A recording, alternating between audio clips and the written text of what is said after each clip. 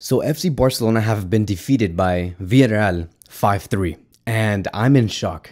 I'm in shock because at this point, and in the way that Barcelona have been losing as of late, it almost seems unreal.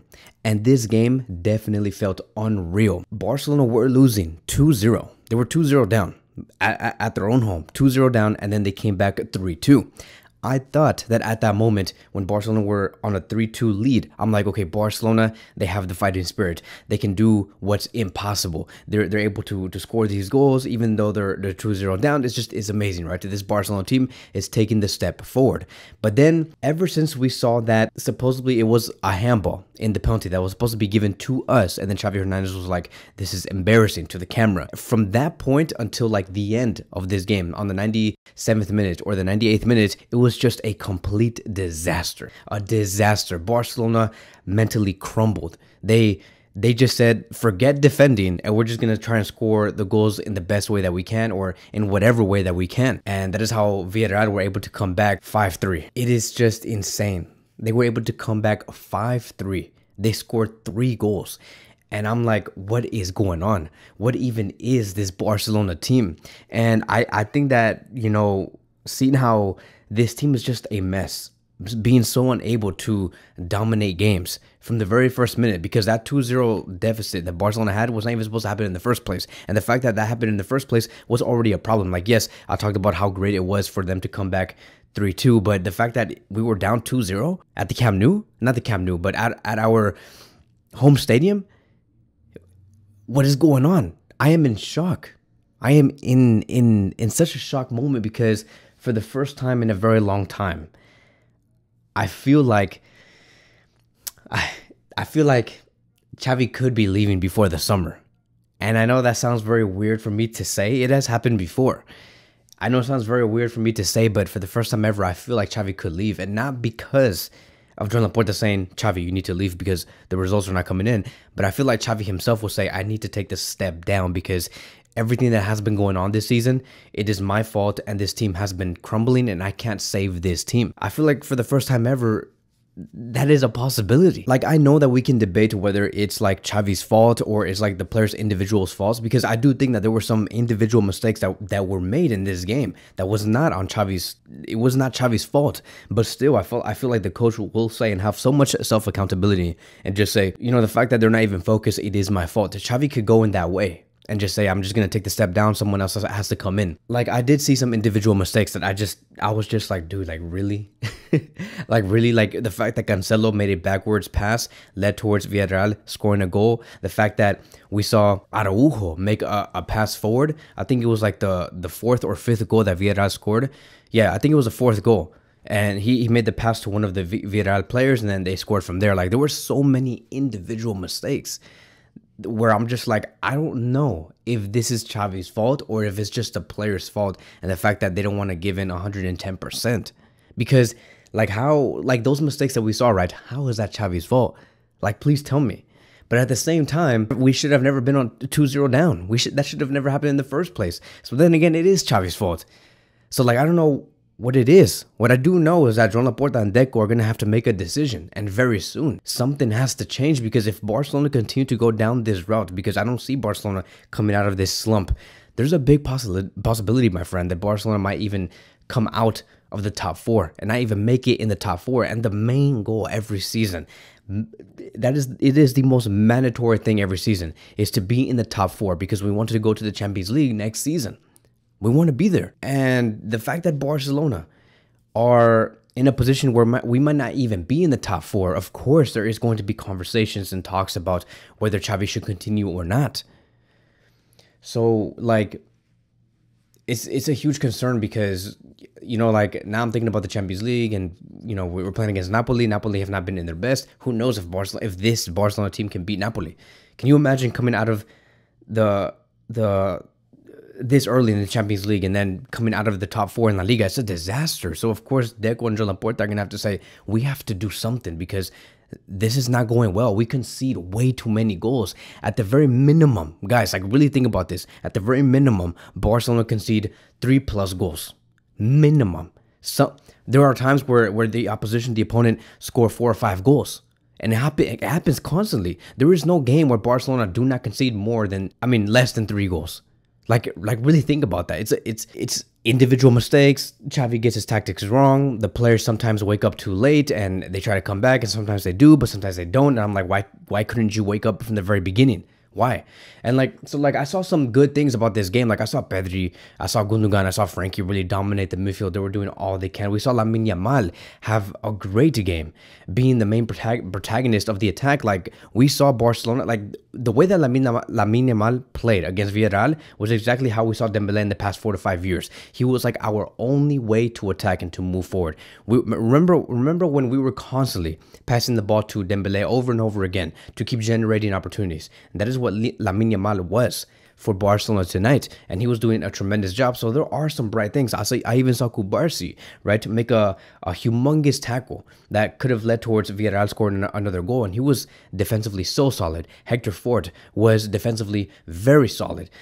Yet again, these 3 players, Fort, Cubarsí, Lamine Yamal, they showed up. We saw a great midfield duo on the ball, right? On the ball of Frenkie and Gundogan, and also with Pedri. On the ball, they were amazing. They changed the game. They were always able to get away from high-pressure moments. But off the ball, like we always talk about too, it is not good.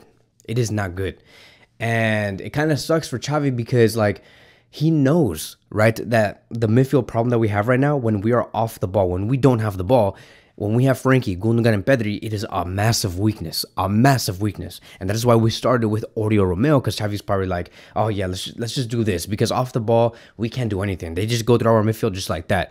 And we started off like that, right? We had Oriol Romeu, and we had our other players, Frenkie and Gundogan, and we're like, okay, maybe this could finally work. A good balance of generating chances and a good balance of like that defensive coverage. But then again, every time Oriol Romeu had the ball in the first 45 minutes, he looked very unsure of what to do, and sometimes he did not even defend well. So then Xavi had to go back to his original plan, and he said, okay, Oriol Romeu come out, Pedri come in, and we're like, okay, we're having a big plus in the attack, right? We're generating way more opportunities with Pedri, Gundogan, and Frenkie.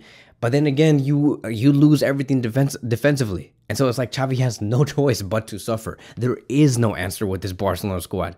There is none. This whole game was all about Xavi Hernandez figuring out what was the best players to put in a specific moment. Like, he made so many changes, more changes than I have ever seen in his entire career as a coach. And we saw Joao Felix come out very early for Ferran Torres, because he's like, oh my God, like Felix not doing nothing. Ferran in. Oriol Romeu's not doing nothing. Okay, let's put in Pedri in. Okay, we have Christensen not doing nothing. Let's put Cubarsí in. He was just switching so many things. He's like, we got Hector Ford out, Cancelo come in, Lewandowski not doing nothing. Okay, Vitor in. He was just, you know what I'm saying, just fixing things throughout the game, because there is no real game plan that was ever assembled. And then combined on top of that, you have the individual errors, and that is why I do say it's a mix. It is a mix between Xavi Hernandez not having a real game plan and also the individual errors from the players. They're not focused. Any team can beat us. There is no such thing as Barcelona losing in a normal way. Barcelona lose in the most dramatic way possible. There is no such thing as a normal story in this Barcelona club. That doesn't exist. There is only you lose really bad, embarrassing, or you barely won by 1 goal after you came back 2-0. You know what I'm saying? From a 2-0 loss. There is no such thing as a normal game with this Barcelona team. And you want to know why every result is not normal? It's because there is no foundation in this club. No foundation sportingly. And that's why everything is like this. And that's why we have to suffer so much through the games. There is nothing. And so there is like disconnection with everything. There's disconnection within the players, disconnections within the board. I know that there's some people debating whether Xavi should stay or not. Everything is disconnected, and that's dangerous, right? We have to understand the type of situation that Barcelona is in, because this goes further beyond the result. Now we have to talk about whether the board agree that this should be the way that everybody should move forward. I feel like there are some people that say Xavi should leave, and there's some people that say, no, it's not Xavi's fault. We need to sign better players. There is debates going on here, because like these results, I'm telling you, it's not normal. Like what makes you think that this is normal? What team allows 4 or 5 goals to themselves like every game? It's not normal. And so the last time Barcelona conceded 5 goals, I think it was against Bayern Munich, more than 5 goals. It was against Bayern Munich where they lost 8-2. And I think that on May 2018, Barcelona also allowed 5 goals against Levante. And so, yes, we can excuse like those type of like results, right? And Barcelona losing in that way. But that was like in separate years. Like it was like, okay, in 4 to 5 years, in like 4 or 5 years later, Barcelona lost again in this way. That's fine. It happens. It's a fluke. But this season, we see this every match, which ultimately means that this is our foundation. This is who we are. We're a team that allows and invites the opponent to overcome us no matter what. And we lose our minds. We lose our minds. We lose our focus. We lose our character when we are 1-0 down, 2-0 down. There is no such thing as like overcoming the obstacle. So we are weak defensively, because if Villarreal are going to be scoring 5 goals against us, it's not good, because like based off the stats, right? Villarreal had 7 shots in total, 5 were on goal. Okay. And Barcelona, who scored 3 goals, 2 goals less than Villarreal, they had 15, more than double the amount of shots that Villarreal had. And they were still only able to score 3. And we had 7 shots on goal. 7 shots on goal. That's 2 more shots on goal compared to Villarreal. But Villarreal were able to score much more than us. And that is because every time they found the opportunity, they were able to take advantage of that, because our defense is just so weak. It is because our midfield contains no pivot. So Frenkie de Jong wanted to say something after the match, and this is what Frenkie had to say. It's our fault, players' fault. If it doesn't work out, it's our fault. There's complete confidence in Xavi and the staff, and they're doing a good job. This can't happen, and it is our fault. And so, yes, I'm pretty sure that the players should take self-accountability for not doing what they were being asked to do. But at the same time, I think that everybody should be at fault. Everybody, from Xavi to the players to everybody, Deco, Joan Laporta, everybody has to take self-accountability in this moment. There is no such thing as like it's his fault. We can't be pointing fingers. That doesn't do good to anyone. So at this moment in the season, Barcelona have conceded 19 goals in 8 matches. We have conceded 1 against Las Palmas, 2 against Barbastro, which is a team in the 4th division, 0 against Osasuna, but we conceded 4 goals against Real Madrid, 1 goal against Unionistas, who is a team in 3rd division, and then we have conceded 2 goals against Real Betis, 4 goals against Athletic Club, 5 goals against Villarreal. It's not good enough, dude. It's not. Like, I understand if Barcelona were down, I mean, not down, but if they beat Villarreal 1-0 at their stadium, at home, I would understand. That's fine. I'd be like, okay, cool. But like 5 goals against us in front of our own fans. I realized that I haven't really talked about like the game itself, and I kind of don't want to. I'll probably talk about it in a different video, but I don't want to talk about this game itself, because it was a clown show. It was a clown show because it wasn't football. Well, we saw it wasn't football. It was just soulless players, just out of focus. Like I don't know what else to say. Like I know that, I don't know, man. Like it's kind of hard to describe how I think every Barcelona fan feel, because we have like based off the names and who we have, they should be good enough to win games. But we don't have that. We don't have a foundation. There's no stability. There's no spine in this Barcelona team. And so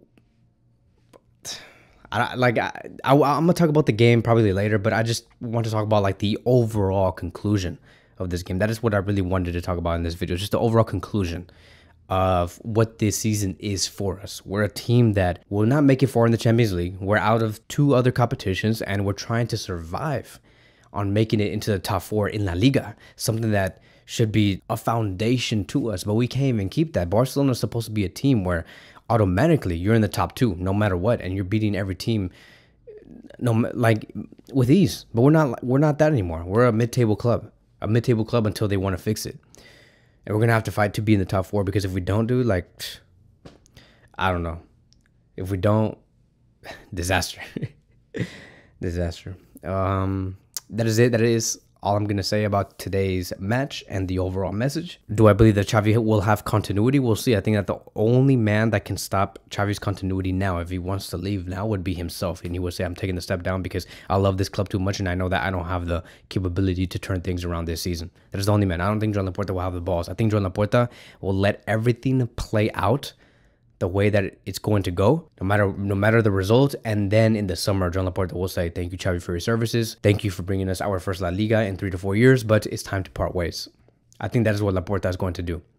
Now, if Xavi makes it to first place in La Liga, which I think is like 99.99999% impossible, then there's a possibility of Xavi having continuity. But now it's starting to seem like we won't win nothing. It's a trophyless season. And if it's a trophyless season for Xavi, I can assure you guys that he won't have continuity after this summer. And from there, we're going to have to make a decision on who we want to move forward with next in terms of what coaches. I talked about what type of options we could have in the summer, but not this early. I was talking about the summer of 2025, but what possible options could we have in this summer of 2024? And one of them was Miguel from Girona, maybe Hansi Flick, who does not have a club. Who knows? But that is it. That is going to be wrapping up today's video. Thank you guys so much for watching, and I will see you guys in the next one.